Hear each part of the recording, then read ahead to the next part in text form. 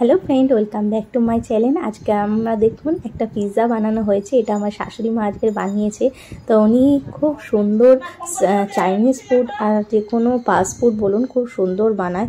আর আমি বললাম যে মা সন্ধ্যাবেলা টিফিন খাবো, তো একটা পিৎজা বানিয়ে দাও। তো বলতেই উনি সব কিছু রেডি ছিল, 10-15 মিনিটের মধ্যেই জিনিসটা বানিয়ে এনে দিয়েছে। তো আমরা এখানে সবাই মিলে বসে গেছি, বৃষ্টি হচ্ছে বাইরে, আর এরকম গরম গরম পিৎজা খাওয়ার একটা ব্যাপারই আলাদা।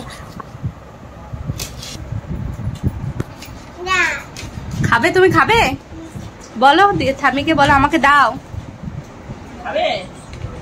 বলো বলো ঠামি আমায় দাও। পিৎজা এসছে, আজকে লুটে পুড়ে খেতে হবে। এটা ঘরের পিৎজা আছে, বাইরের ডমিনোজের পিৎজা না। এটা ডমিনোজ না, এটা মীরা পিৎজা। এটা হচ্ছে মীরা দেবী পিৎজা। ওরা মাথাতে দাও, কি পাওয়া যায়? কাটার পাওয়া যায়।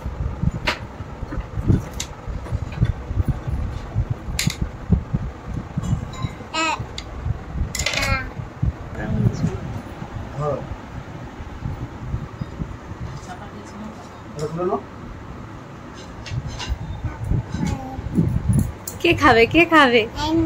এই না, তুমি খাবে? খাবে খাবে না? আচ্ছা তাহলে আমরা খাই।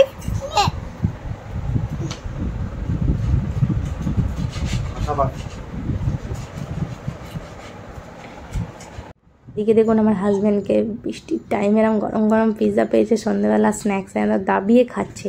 আর এখানে আমার ছেলে চারদিকে ঘুরেই যাচ্ছে যে ওকে একটু যদি দেয়া হয়, কিন্তু ওকে এইসব দেয়া হবে না, তো ঘুরে বেড়াচ্ছে। এখানে আমি এক পিস পিৎজা নিয়ে বসে রয়েছি, তখন থেকে অল্প অল্প করে খাচ্ছে, আর আমার ছেলে বারবার এখানে চলে আসছে। না না না,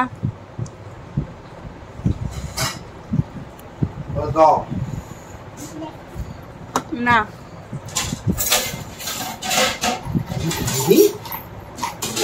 তুমি খাবে? খাবে না তো? তাহলে হাত দিচ্ছ কেন? না খেতে নেই, স্পাইসি না, স্পাইসি।